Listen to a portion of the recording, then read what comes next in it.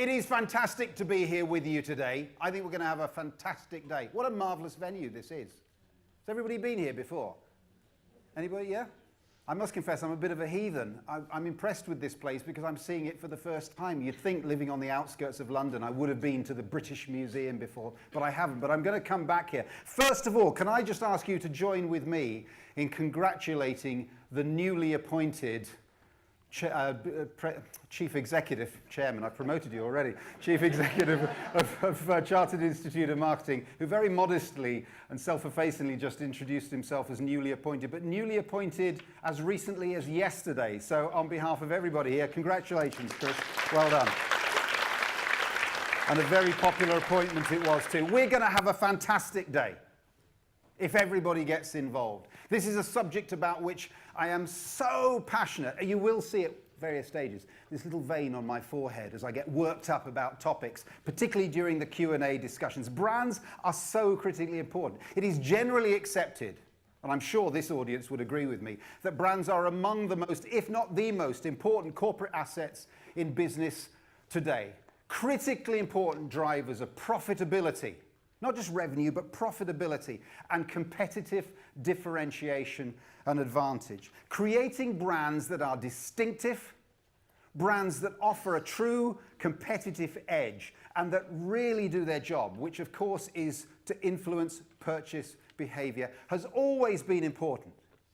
But today it's more important than ever. In a globalized, interconnected, volatile economic situation, the power of strong brands has never been more important.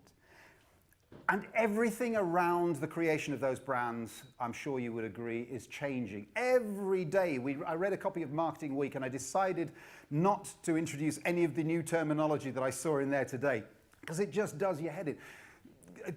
Big data, data and analytics, omnichannel, multi-channel, data revolution, customer experience revolution. Everybody's having a revolution. The transference of power from brands and companies to consumers and the radically transformed behavioral patterns of each successive generation.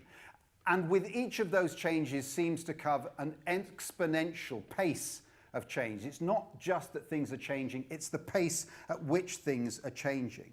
For years we have yearned as marketers. I can remember saying in my P&G days, wouldn't it be great to have a dialogue with our customers, a genuine, authentic exchange of value and information? Well, thanks to social media, we've got it. And how well are we responding? It does occasionally feel to me as a consumer and as an observer of business that our efforts at social media are at best designed to glance our customers off the crusty exterior of our organizations rather than embrace what they have to say into the very core and make the changes that they are asking for to add value and build those vitally important long-term relationships. Today's CMO has to face the fact that just as important as making the brand promise, which we frequently do control, is the delivery of that promise through every touch point in the organization. So again, while CMOs for years have been talking about why we have to knock on the door to get in to influence what happens at strategic level in our businesses, now we have to influence the deployment and the delivery of our customer experience at every single touch point to make sure that our brand promise remains a promise which is delivered. So what does that mean? That means that collaborative working has never been more important. Breaking down the silos, operating seamlessly inside the organization so that customers receive a smooth and seamless experience when they're looking in, because they don't care about the turmoil that's going on inside our business, do they? Lots of shaking and nodding heads and looking of angst all around the room. This is the daily battle that we're fighting. It's a battle of change, and as one, I think it was an American general once said, if you don't like change, you're going to like irrelevance even less. So we have to fight to be at the vanguard of that change, to lead our colleagues kicking and streaming into the next phase of the 21st century. And the CIM, I am delighted to say, as a long-term member and fellow, is at the vanguard of that movement where they should be and where they deserve to be. And putting together days like this with such a fantastic array of speakers is very much part of that role from my point of view. And I'm delighted to be here to help you through it today. My role is to try and make sure that things stay on time. So that's going very well so far. I'll exercise a bit more control over London transport if I possibly can later, also at least we can get home in one piece. To probe and to push back and to just drive as much value from this tremendous array of speakers as we possibly can. Your job, on the assumption that you're investing a day which, if to be valuable, means you will be taking away some practical stuff that you can apply within your working environment to help transform your own businesses, is to get involved, to question, to probe, to debate, take nothing at face value, ask questions. There's lots of opportunities. And to network as much as you possibly can. Walk up to people that you'd never met before, say, hi, my name is, and start a conversation. You just never know where it might lead. And between us, we will have a fantastic day, I promise you that.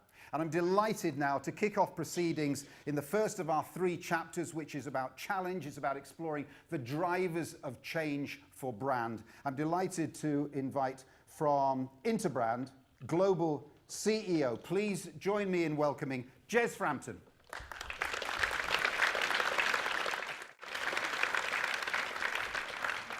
Amazing. If what you're looking for is to go away inspired and with ideas, well, I counted about 15 ideas that I hadn't heard before or expressed in a different way in that last presentation. Little things that help you to see differently. Great speakers with great content equals inspiration.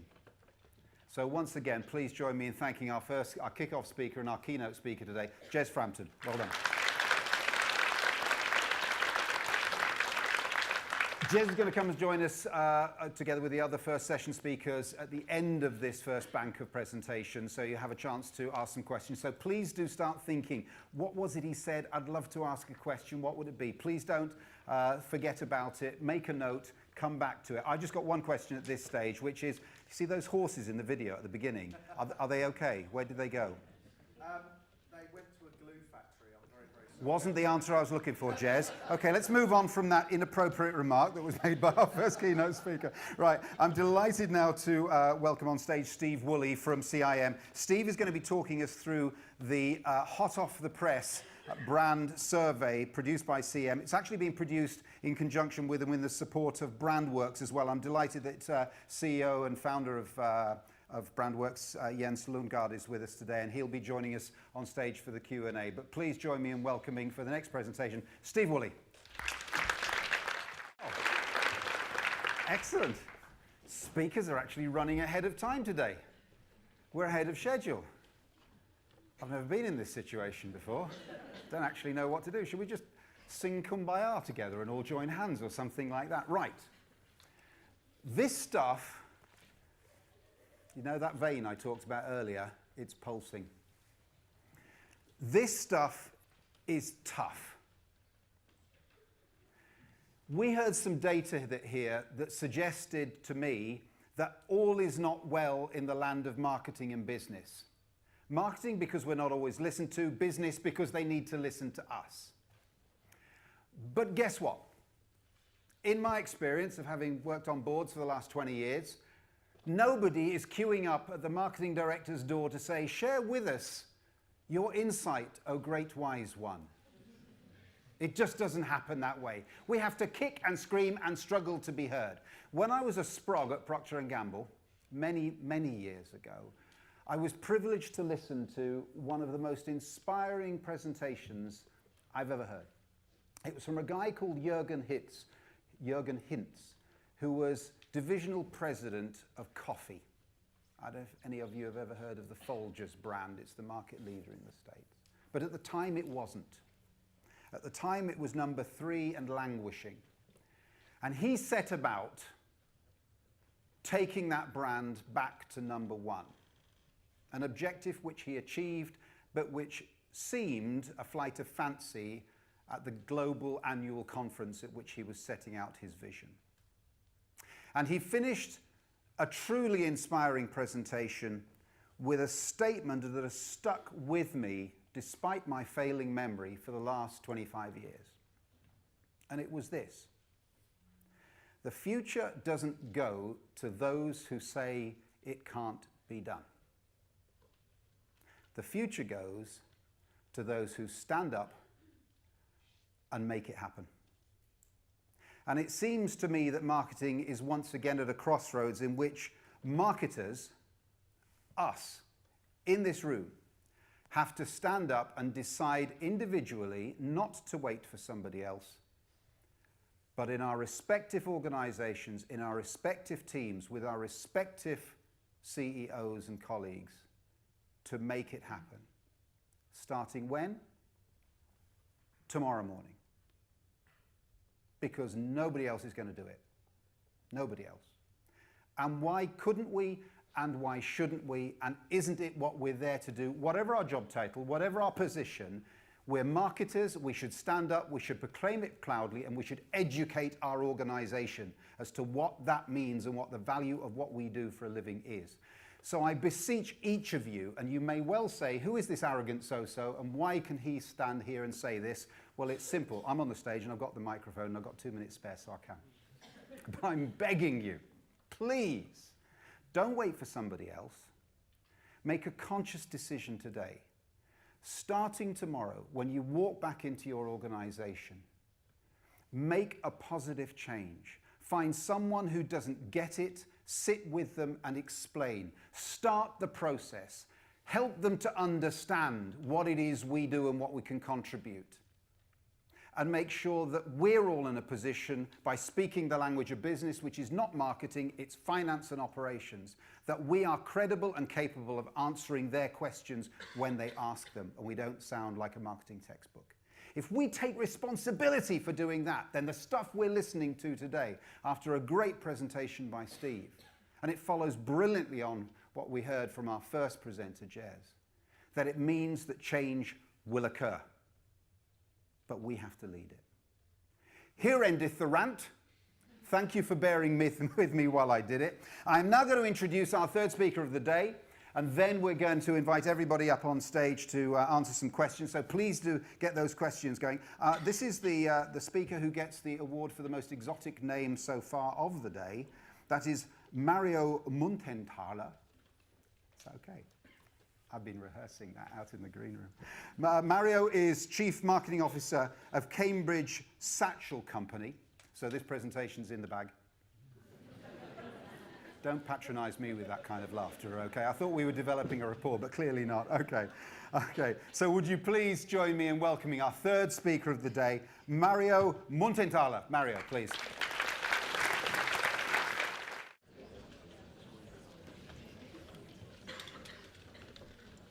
What? It's not starting yet. Okay, are we off? I'm going to start now. I'm going to make a unilateral executive decision. Welcome back. Have you been frantically networking? Yes? Of course you have. Yes. Marvelous stuff. What a great start to the day.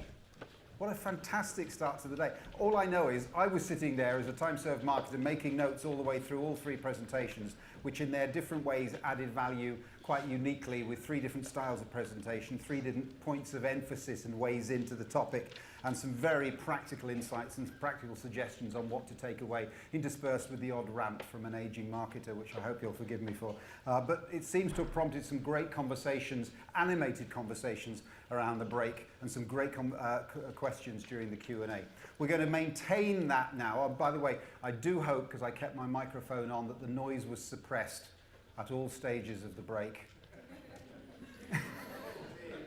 Yes, including when I was having a pee. Just one story about that. Well, I flew to Phuket once when I was with Hilton, and I arrived late and overslept and woke up with about 10 minutes to go before I was due to go on stage and present to 200 people, all from within the company. And I absolutely panicked, running around the room stark naked, thinking, what do I do first? That's a bad image for you, really, isn't it?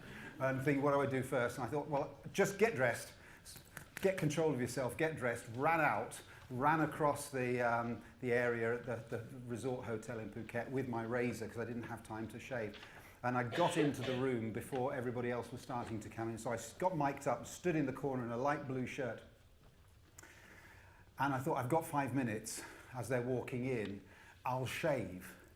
So I was standing in the corner, facing away from these people, just like yourselves, walking in, and all people could hear, because my microphone was on, was bzzz, F, F, F, bzzz, bloody, bloody, bloody. Turned around. By this time, my light blue shirt was dark blue because it was 100% humidity. And why I'm telling you this, I have no idea whatsoever. Anyway, I am delighted now that we're going to move on, having looked at, if you like, the setup around strategy for brands, principles for brands, and the drivers of that brand experience. We're now going to look at some of the key issues around change, possibly one of the most common challenges across all disciplines, all markets, all aspects of marketing, is how to respond to the challenge of change and build a great brand experience. And I'm delighted to welcome Anand Selvarajan, who is the regional leader for Europe of RSM, to kick us off in exploring this whole area of dealing with and addressing the challenge of change. So please join me in welcoming Anand to the stage. Just an excellent forensic dissection of a process of change, taking into account all of the key steps. I heard something recently which I think was profound and relates to what Anand was just saying, is that we tend to think that people resist change or don't like change. And I heard something which changed my view, which is that people actually quite like change in many cases, will embrace it enthusiastically. What people don't like is not change itself, it's being told to change. And what we heard there throughout that entire presentation was the critical importance of engaging and informing and involving, not just communicating outwards, but bringing people into the process from the very outset. It may take longer, it may be a little bit painful, but it works. So once again, would you join me in thanking not Miss Richardson? Thank you very much, Anand Selvarajan. Thank you. Superb, well done. We're in the whole realm of brand and customer experience now, and I'm delighted that we're going to hear now from Paul Ferriolo, who's Marketing Director of BMW UK, about the critical component that we referred to earlier. We said that in many cases, delivery of the brand promise is beyond our immediate scope of control.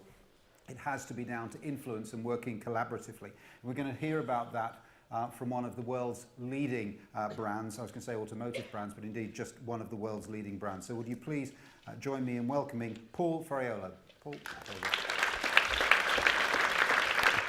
Thank you, Paul. Great stuff.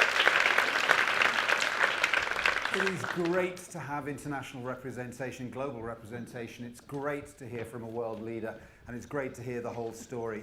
Just absolutely outstanding, fascinating stuff. Thank you very much indeed. If you could just get a heads-up display with a cannon for the people who won't move out of the middle lane on a motorway, that would be really outstanding. I've actually was in your offices in Farnborough just a few weeks ago, and I have to say, best office building experience that I've encountered in the UK. It is a showroom. So if you like cars or you like BMWs, just find a reason to go there and wander around. And I had a little sit in the i8. I had a little trouble getting out of it, I have to say, once I got into it. But it really is the embodiment of everything you've just talked about in the brand. Absolutely outstanding, so thanks. Just one correction, it's aluminium. Just leave that thought with you. Okay, thank you very much. You have a chance to ask some questions to Paul in just half an hour or so, similar format to the last one. So please have a think about the things you'd like to. There was so much to talk about there. I'd now like to introduce our final speaker of the morning session, who's going to talk about brand-led change, but in a B2B organisation, making sure that all interests within the room are taken care of. I'd also like just to take a moment just to introduce Rob Strawn from Regis. Many people will be aware of the name, but may not be aware, and I have some association with the serviced office industry myself, that we do in the UK have a true global giant and global leader in a vast and rapidly expanding and highly innovative sector, which is mobile and flexible office space.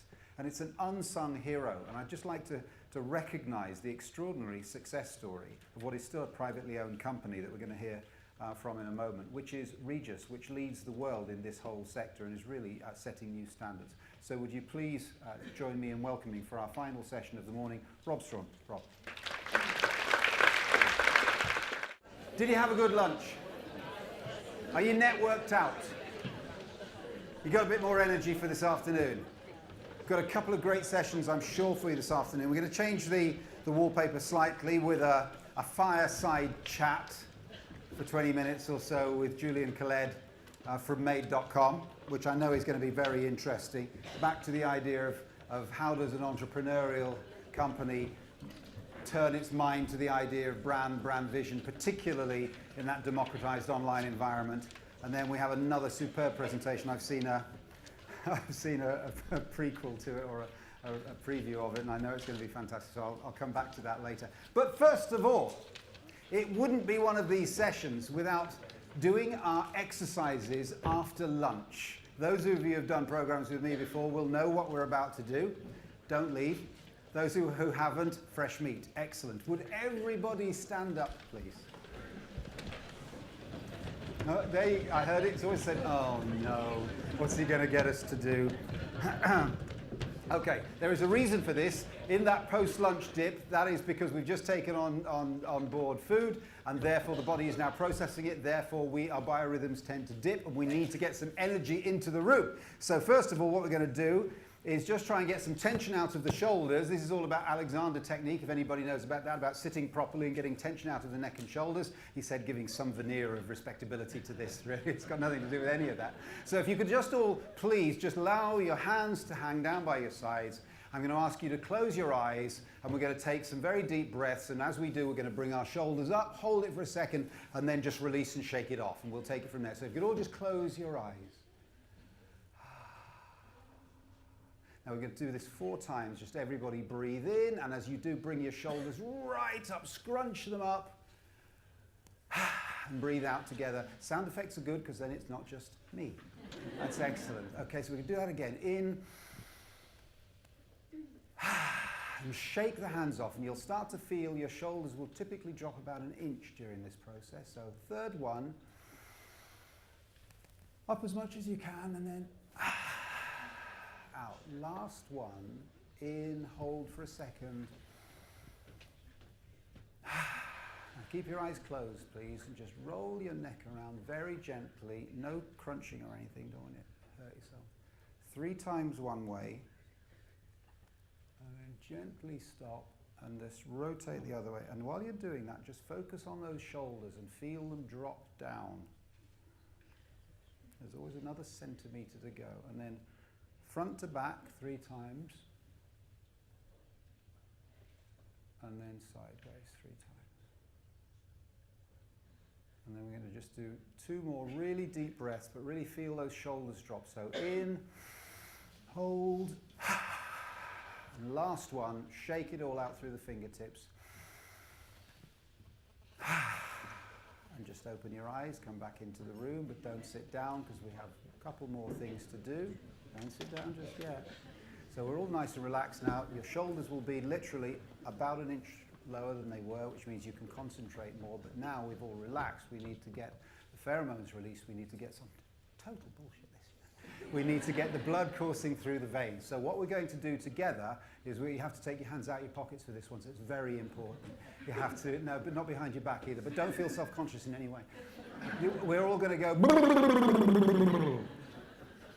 Should we get the new chief executive of Chartered Institute? No, I wouldn't do that. That'd be the end of my relationship. Right, we're all going to do it. Now, if we do it well, we do it once, we do it loudly, then we only do it once.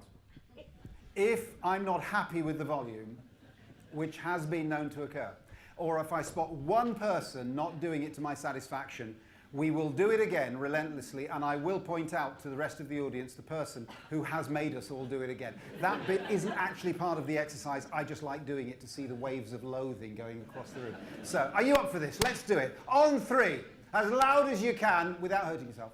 1, 2, 3! Oh. That was disappointingly good, actually. I can't really justify doing it. So, last thing. This is marketing. Marketing is all about emotional depth. So I want you to plumb the emotional depths. I want to feel the marketing love in the room. I want you to turn to the person on your left and or the person on your right, depending upon who you find to be most attractive. No, it's not so. And I want to see a great big marketing postprandial hug. Off you go. Go and find someone to hug. Go on, give them a hug. You know it makes sense.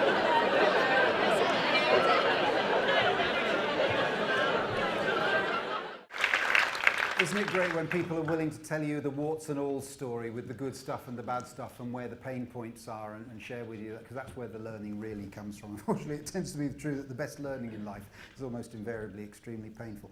Right, our final speaker of the day, I've been looking forward to this one, is Jeremy Waite, Head of Digital Marketing, EMEA with Salesforce. And we're going to take a look at some of the technologies and consumer trends which are shaping brand interaction. And then we're going to get both Julian and Jeremy to come back on stage and answer some of those questions before a few remarks to close. So please join me in welcoming Jeremy Waite. By the way, 450,000 hotel rooms, and size isn't everything. But it's not as effective 5 minutes later, really, is it? Okay, couple of closing thoughts. How do you try and summarize everything we've heard today? You just can't. But I think there have been one or two themes that have come out. One is, with all of that change, there are certain constants around brands that remain the core of what we do. And that kind of emotional engagement that you were talking about, Rob, I think is one of them. But the fact is, things are changing fast, and therefore we have to be hungry. We have to be extraordinarily hungry in probably the fastest changing discipline of them all, which is marketing or customer faces disciplines. Hungry for education around consumer trends, around technology trends, about what our competitors are doing, and hungry for knowledge about how our businesses work, finance, operations, if we want to be heard. So hungry for knowledge. Would you want to be operated on by a surgeon who said, I'm sorry I didn't quite manage to keep up with the latest trends in medicine? No. So what right do we have to expect to be listened to if we don't keep up with the latest trends in marketing? There's no excuse for it. Next, willing to take risks. We've heard it all day, and we've heard it from two budding entrepreneurs. And one of the recurring themes was the willingness to take risk. With our business, yes. With our careers, if we believe we have to stand up and be counted, to demand that people take notice of what we do and what our customers are saying. With our careers as well, yes, if that's what it takes to be heard. Otherwise, how can we justifiably say, but they wouldn't listen? And then finally, we heard throughout the day, I believe, good at building robust, powerful, close relationships internally with our colleagues. Before we need them, before we make the presentations, before we ask for something of the CFO. Do we know what they think about us? Do they understand what we do? Do they believe in the value that we add? Do they respect us? Do they think we have a place at the table? Are they willing to listen to what we say? That comes out of nurturing relationships over time, understanding how different departments tick, speaking their language, not ours, so that when we need their support, it's there and waiting for us. I passionately believe this is an absolutely fantastic time to be in the business of marketing. If we are willing to challenge the status quo, if we are willing to challenge ourselves, if we're willing to stand up and to be counted. And I do believe the CIM has and is playing an incredible leadership role. And I'm not just saying this because they're sitting here and because the new chief executive is staring at me right now. But there has to be a leadership body in this world of marketing, putting the flags in the sand, challenging ourselves, challenging other functions, other disciplines at society level to say, this is what we stand for. This is what value we add. Come play in our game. We have some value to add to the corporate world and to the business world. And I do believe that this is what they are seeking to do and what they will do over the next few years. Just a couple of words of congratulations I would like to add personally. First of all, to all of our speakers today, please, again, outstanding guys. Very, very good indeed. Thank you.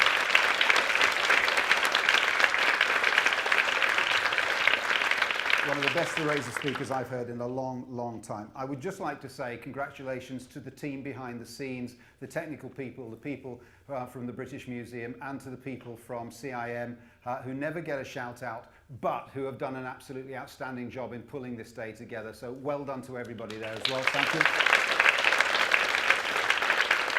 And to yourselves, you pushed and you probed and you asked deep, embarrassing, probing questions, and were very candid and very open. I really hope you've taken value from today. It's been great working with you all, and I wish you safe home and good luck in your future careers. Thank you.